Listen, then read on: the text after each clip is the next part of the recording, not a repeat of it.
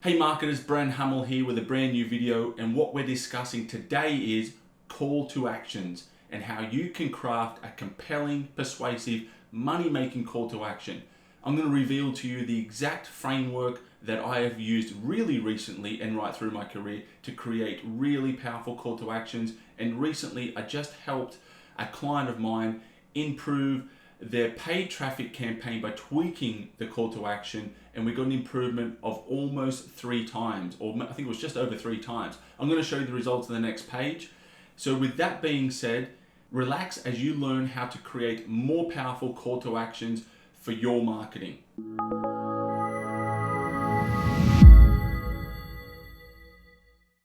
So guys, here we are at my computer, and what you can see here are the results that I was just referring to in the intro of this video.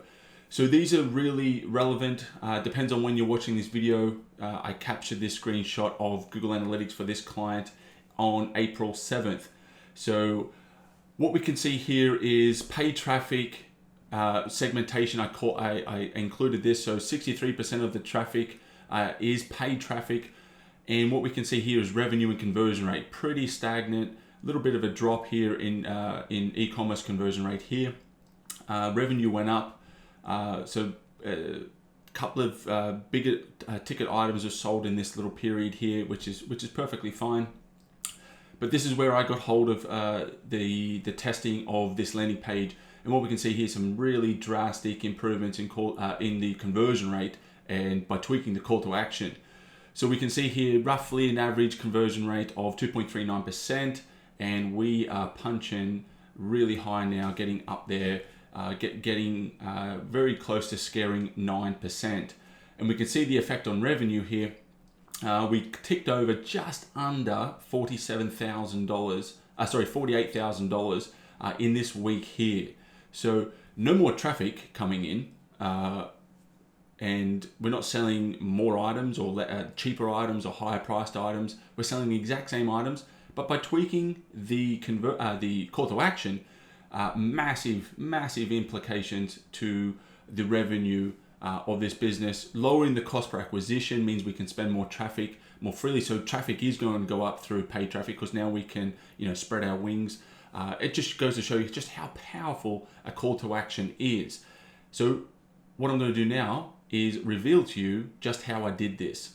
If this is the video that you like, the style of video that you like, and you want to learn more about how to grow your business digitally, please subscribe to this channel. Please smash that like button. It really does help within the YouTube algorithm. It allows me to dedicate more time into producing these videos. I really do enjoy producing these videos, but I don't get the time, and I haven't had the time this year, so a thumbs up would mean a lot to me in terms of the encouragement to produce more. So with that being said, let's jump into the first portion and principle and knowledge that I'd love to transfer across to you in order for you to create better call to actions, and that is just a few concepts. Now, first off, you want to be creating a hypothesis. So anything that whenever you're testing or creating a new page, you want to create a core idea hypothesis about, okay, who are the customers that are going to be viewing this page, etc. What do you want them to do? What do you have to tell them, etc. So there's a few steps that I like to go through in regard to that, specifically relating to the call to action. And some of these principles can be moved out into the broader landing page about the copy and so on and so forth. But we're talking about call to actions. So you want to define what you want the prospect to do in this marketing interaction. So interaction could be e-commerce, add to cart. It could be getting someone to do something, verbally talking to them just as I am to you. It can be in so many different ways, email opt-ins, etc., etc. So that's what I'm going to use as either desired goal or marketing interaction right the way through this video. And we'll see examples further on in the video as well about good call to actions and bad call to actions. Why does my prospect want to click this button or complete this action? So you have to answer these questions. It's really, really important that you do, because just saying, entering your information to get a free quote or free consultation, that sucks. No one wants to do that. Sign up to my email list. No, that's absolute garbage. That is really, really lazy marketing. And shame on anyone that does that. It's just really, really lazy. Put more effort in, and this is going to help you. So the next one is, what is my prospect going to get by clicking this button or completing this action? So when you start to put these questions together and answer them, and I'm literally writing these out, paragraphs. I want to connect the information and the research that I gather about my clients' prospects and create a little document relating to the call to action only. And there may be multiple call to actions. There may be multiple services or products for this particular business that I'm working with. So this is really, really important, because I'll never know as much, or you will know, hopefully, if you're a lot of agencies watch my videos, but if you're an agency, you get the idea what I'm talking about. But if you're a business owner yourself, you will know about your product more than anyone else will. I don't know that, so I have to do that research. But you have to know your customer quite well, and that's really, really important. What do they really want? So next we have, what do I have to say or do to get my prospect to click this button or to complete this action? Really, really powerful one. That this one is neglected really, really badly. So I like to think of the call to action like a transaction. It's not a monetary transaction sometimes. Sometimes it is, of course. But sometimes you're trying to get customer information. Their email, cell phone number, mobile phone number, name, address, etc. Now, you need to think of it as they're giving you valuable information, data. This is almost like gold. And what are you going to do for them? What are they going to get from you when they give you this information? Create an argument that answers that kind of little equation that I've just shown you there. That will be really powerful, and that has helped me create so many good call to actions, and it will no doubt help you create some fantastic call to actions. So with that said, let's jump over to the next slide, and we'll get into a bit more of the tactical side of call to actions. So a lot of people get caught up on testing crazy stuff with call to actions. So not 40 shades of blue. So Google famously tested 40 different shades of blue for a particular button relating to Gmail, I think it was, which is stupid for anyone else. They can test this in literally probably a day with the amount of search volume or like traffic that they get. So they can mathematically, statistically validate their tests far quicker than you or I can, unless you are working for Google watching this and you're watching my videos. So, or Facebook, someone that gets massive, they can do that kind of nitty gritty stuff, but it only moves the needle a tiny bit. So don't worry about font color, button color, all that kind of cosmetic crap. It's not going to move the needle all that much, and it's going to take too long to substantiate the test. Just throw it in the bin. Just wipe it from your complete marketing arsenal and thought process. The text you have around your call to action, though, has a really big synergistic effect in the success of your call to action being completed. It's really, really important, and it goes back to the last couple of points that I spoke about in the previous slide. Treat this as a transaction.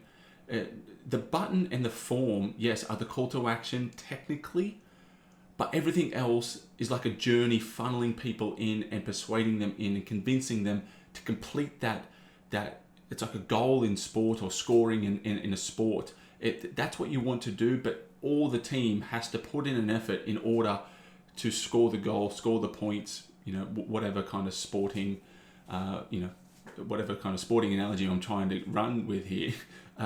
It doesn't really matter, but you get the idea that everything else is contributing, and we'll see examples about this later on. So some other things about this: encapsulate, like some things to do with color and some of that like technical stuff I said, throw in the bin. Encapsulate if you can. Contrast. You don't have to worry about, should I be using orange, should I be using red? Just, it doesn't matter, it's all relative. So you want to be contrasting the normal colors and branding around your website, so the call to action does stick out a little bit and you can draw attention to it. That's really important. And lastly, I have a blank bullet point. I'm pretty good at adding these in. I have nothing to add there, so moving on to the next slide really smoothly there. So copywriting specifically for the call to action, you want to use words that invoke action. Don't get over sophisticated trying to use your literary skills. Can't even say the word properly. Amazing when you get on camera, you start to panic. I actually started to panic trying to say the word before I had to say it then. But there you go. I should edit that out, but I'll keep it in for hopefully a little bit of humor. Create some urgency, create some scarcity. Really, really important, because if they work for your type of service or product, they can work wonderfully well. Minimize risk, goes without saying. No one likes risk. So if there's ways to minimize it, it can be guarantees, it can be social proof in terms of the amount of people in your email subscribers, the amount of reviews that you have, the amount of people that have purchased the product, etc., etc. Use curiosity.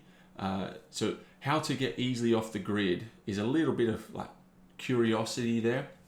Then this is a pretty decent example. It's an older example of a call to action of a long sales letter, digital sales letter.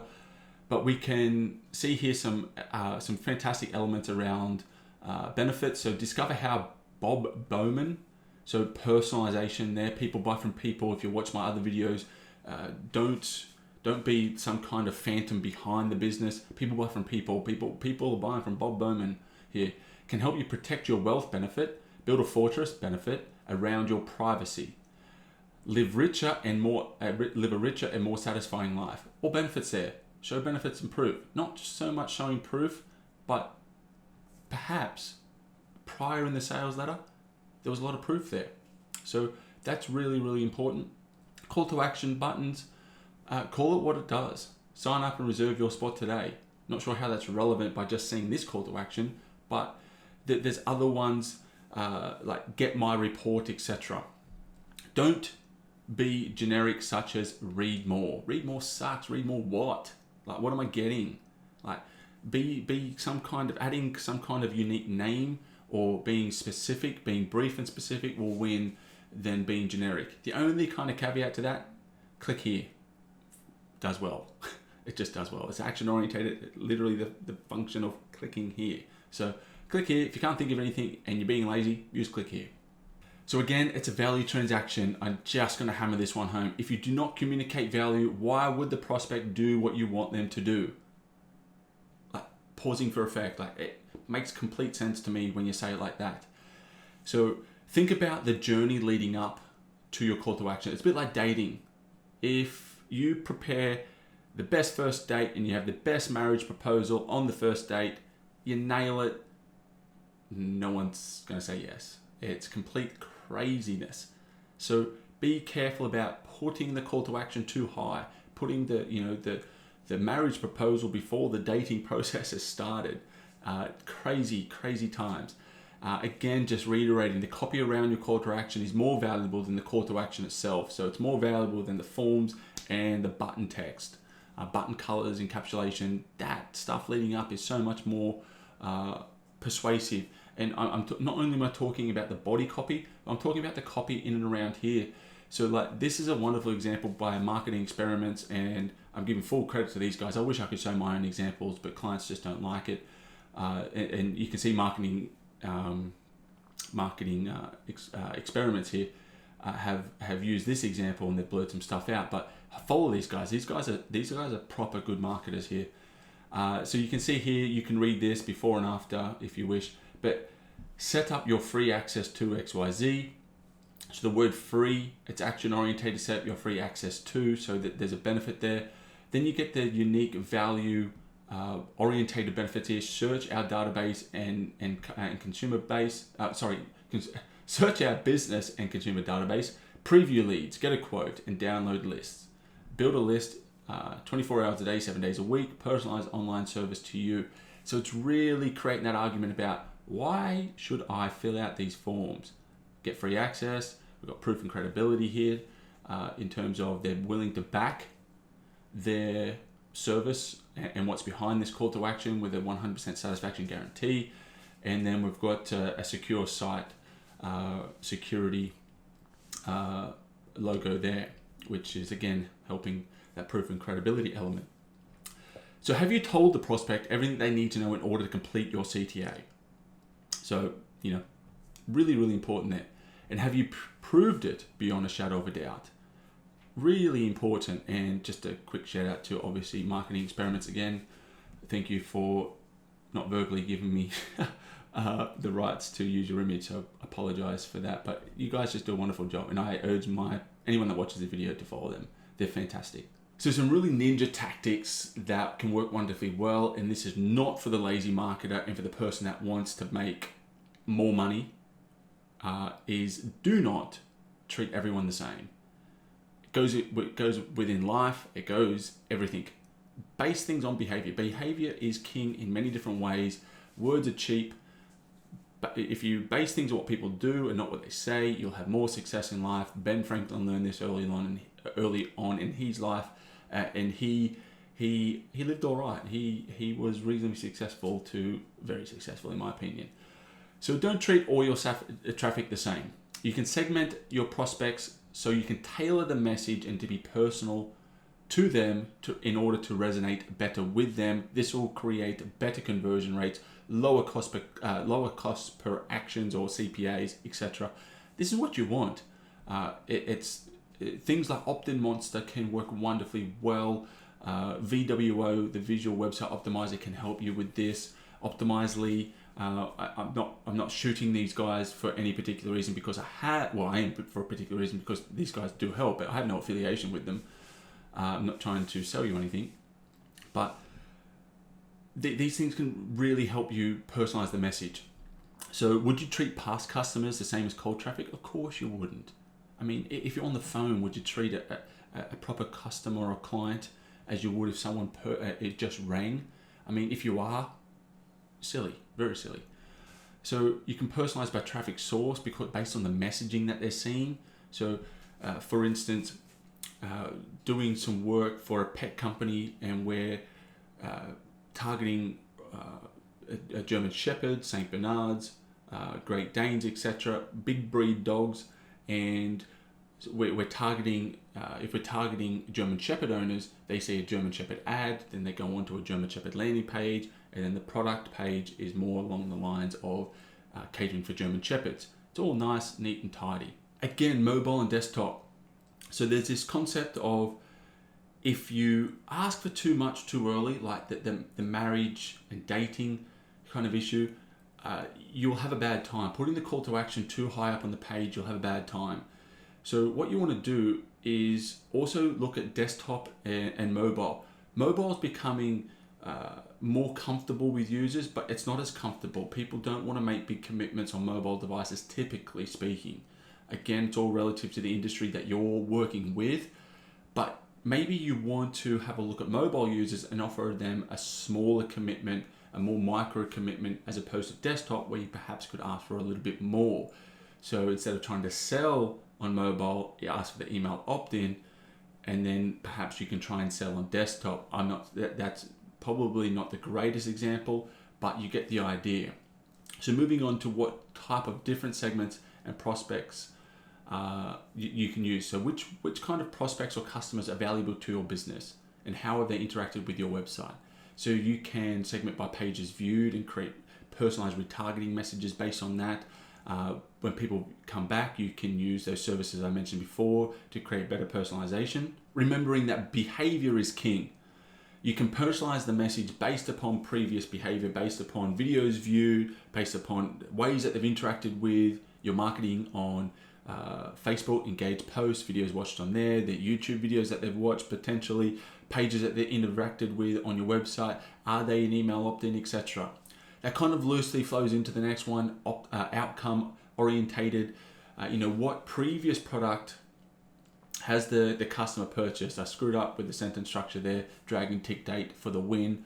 I've made some positive recommendations here. Drag and dictate has killed me there. I get lazy. We're talking about being lazy marketer, and here I am using voice to text, and it made a mistake. So I apologize for that. But leading on, outcome. Is the person an email opt-in user or subscriber? Can you treat them differently? Should you treat them differently? Of course you should. Have they viewed some kind of marketing material in terms of video? Can you treat them differently? Have they purchased a product? Can you treat them differently? Of course you can treat them differently. If they purchased XYZ widget, they come back to the website, can you say that we have a small discount on XYZ widget? Can you send them an email saying that your widget has probably now expired or it's run out, you should buy again. That kind of stuff with your call to actions can be really, really powerful. So here's some examples that I want to talk to you about. So some people want to use big websites like Netflix or Amazon or Facebook or some big websites where they use call to actions and think, oh, I'll do what Netflix did or what Amazon did. No, don't do that. They have inherent trust, proof, credibility, benefits that have been pre-established and that are market norms. You do not have that unless you are one of these companies. So this is really stupid for most companies to do, and that is see what's next, watch anywhere, cancel anytime. So loosely benefit orientated, join for a free month. There's not a lot of dating going on here, and they're asking for marriage. So maybe not marriage, but because it's joined for a free month, but you get the idea that there's not a great deal of marketing, kind of persuasion, education, etc. in order to ask for this micro commitment here. So don't follow what the big boys do. Follow what's right for you relative to the context of your business and how it positions itself and how the customers know you. Really, really important to understand that. So next up, what I see here is common. It's hard to see the call to action. There's competing call to actions and the design is crap. So it's hard to read, in my opinion. So light colored background, white text, secure our food forever. Don't know how that relates to a digital agency, but nonetheless. Then visit their website, one call to action, let's start a project together. Kind of competing there. Visit our old website, they're another competing. I just don't like the whole design, to be honest. Not to nitpick and be critical, but let's start a new project. What project? What does that mean? What do I get out of this? Think about Uber. Uber's smashing taxis and those delivery services because taxis, you never knew when they were going to turn up. Uber, you know when they're going to turn up. So the expectation, what's a new project?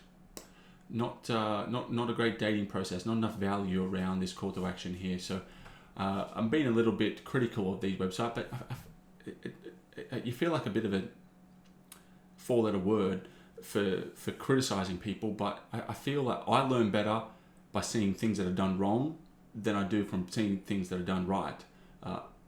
Yeah, I think that makes sense. Hopefully other people think the same thing.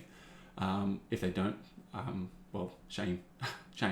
But nonetheless, here we see it, not a bad one. Get today's specials sent to you. Not sure what they are. Please send me today's specials. I love a good deal. So we kind of just restated what was up here. Not enough value, not enough dating going on here. Send me specials now. Yeah, don't mind that. This image does not support this, and it's branding for the sake of branding, but what's the point? Add an image that's relevant. So is there the special deals? Can we see someone receiving the deals? So just not a great example, but not a horrific one. But a lot of things to be improved here. And because I didn't want to be just a negative Nancy the whole video, this is a pretty good one. So limited time offer, urgency, scarcity, fantastic, countdown timer. Start a blog today and get $297. Everyone loves $297 in free blogging bonuses. So it's pretty specific. Start a blog, action orientated, get bonuses, value orientated, and we get to see what they are. So free WordPress installation, we're experts at this. 22 WordPress training videos. These will make you an expert too. So these are pretty decent. Click here to get started. I like it. Could be more proof in terms of maybe a collage of all the people that have been through this training and process. That could be helpful. How many people have gone through? How many people have been successful? How much money have they made? Tons of different options here. Could this, if you got lazy and don't want to do all that kind of work, don't be the lazy marketer. Could you point this person down here so their eyes are pointing down here as a directional cue? That could be helpful. So pretty good example in my opinion. Only a few things that could be improved. So guys, that completes today's video. Have you been having trouble with your call to action? If you have, drop a comment in the YouTube comment section below. I'll respond to you and try and help you where I can. If you want some more, specific information about your business and you want it for free, contact me. Come over to my website, brenhamel.com, scroll down here, click this big gold button, fill out this form, submit. I'll reach out to you. We'll set up a time. We can speak for 10 minutes. We can speak for 90 minutes. It's completely free. I'll reveal everything I possibly can to you in that time period about what you want to talk about. No gimmicks, no sales kind of fluff or anything like that. So if you want some more detailed and specific information relating specifically to you, I urge you to go and do this. With that being said, if you have any future video topics that you would like me to cover, drop a comment in the comment section below. Smash that like button, smash that subscribe button, and I will see you in the next video. Bye-bye.